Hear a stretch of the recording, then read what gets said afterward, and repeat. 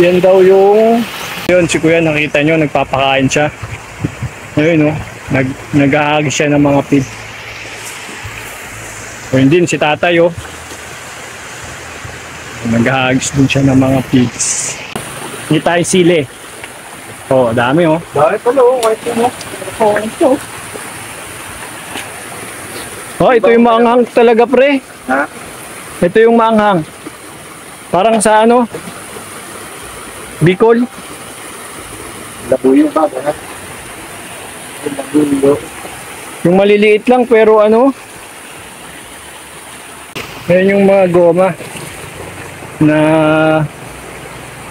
ginawang sapin, no? Tapos banda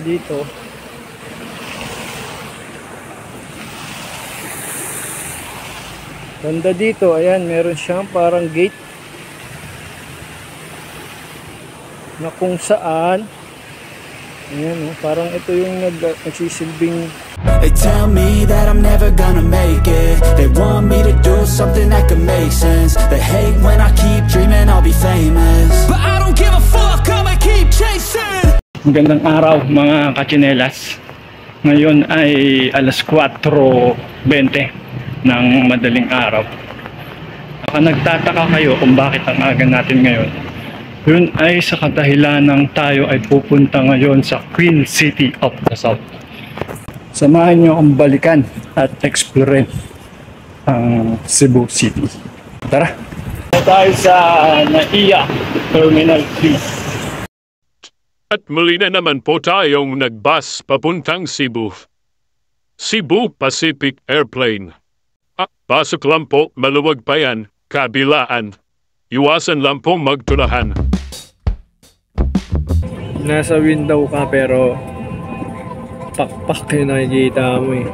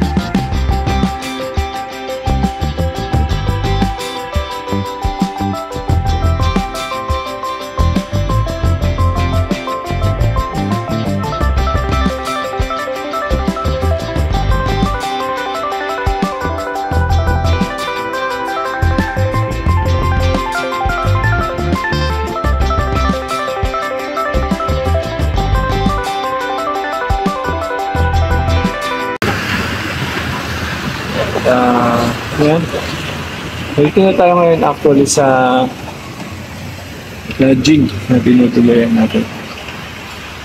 Kabilang natin yung Robinson. So yung nakikita nyo pala dito, yan.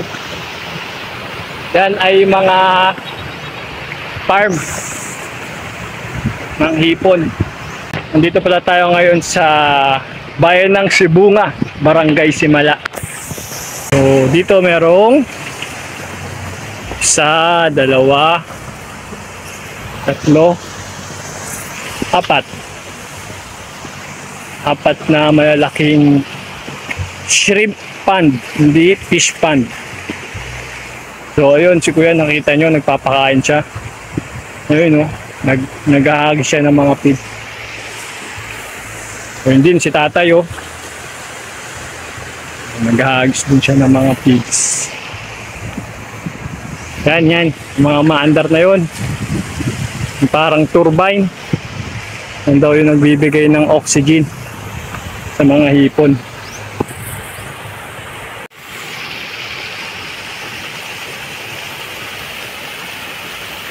Usually daw ang harvest time ng hipon ay 100 days. So sa ngayon sabi ni tatay kulang pa ng 3 weeks bago harvested. So medyo maliliit pa siya ng konti. Kung mapapansin nyo, yung tubig nyo kulay green. Tapos halos wala kang makitang hipon. Siguro nandun siya sa pinakailalim. Yan o. Ilalim. Ang naayos pala natin dito ay yung kanilang generator. Critical sa kanila yan kasi pag nawalan ng power, hindi aandar tong mga turbine na yan at mawawalan ng oxygen yung shrimpan at mamamatay lahat ng hipon. So dapat palagi silang may backup generator. So ayun, ini-PMS namin. Hello vlog, welcome to my vlog. Welcome to my cooking.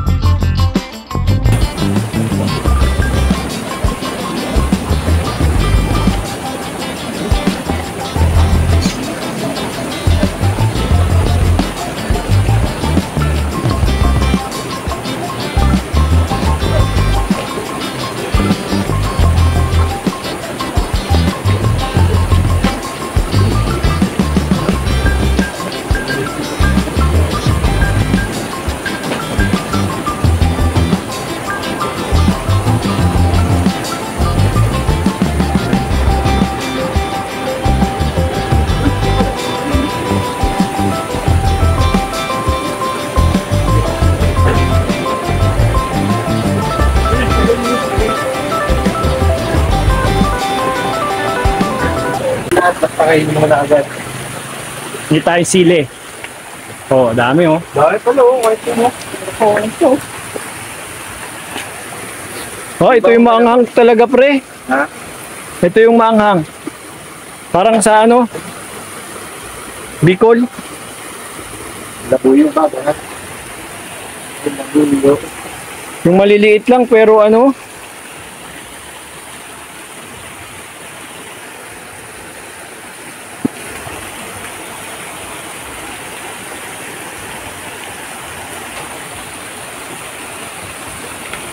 Hindi tayong sili.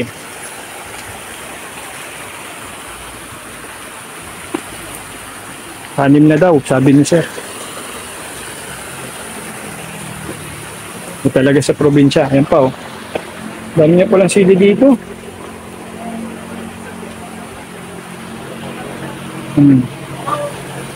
Dami sili.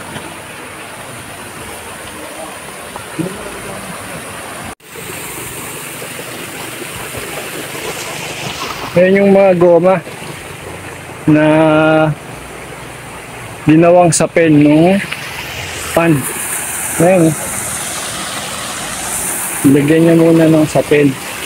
Bago nga nilagyan ng tubig. So hindi siya nakarekta sa lupa. Tapos banda dito,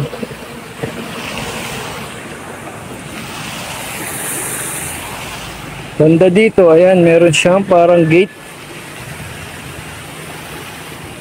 na kung saan, ayan, parang ito yung nagsisilbing ano, pag magpapalit siya ng tubig, dito siya, i-open niya lang siguro yan. Tapos, diretso na yan doon. Diba?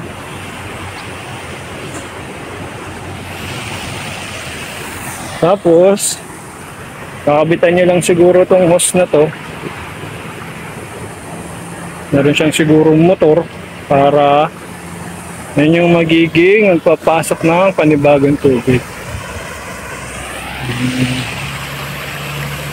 Diba? Galing. Aming ibon, no? Hindi ko alam kung nakakauli sila ng mga hipon dyan. Pero, yun, yung puti na yun, yun daw. Nakakauli daw ng hipon yun. Ng isang ibon na puti. Ano kaya sila nakakauli? Wala namang hipon sa ibabaw.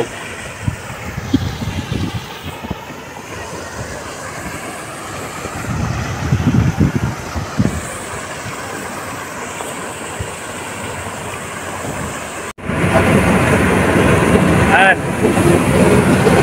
Tapos na kaming mag-PMS. Tapos load test namin yung genset. So yan, genset ngayon yung nagpapaandar ng mga motor. Load test ngayon yan.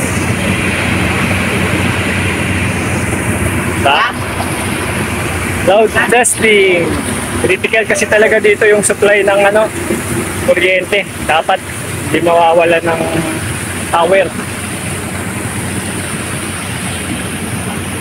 Tapos na tayo dito guys. Hopefully meron kayong bagong natutunan sa Shiner ko. Maraming salamat. Peace out.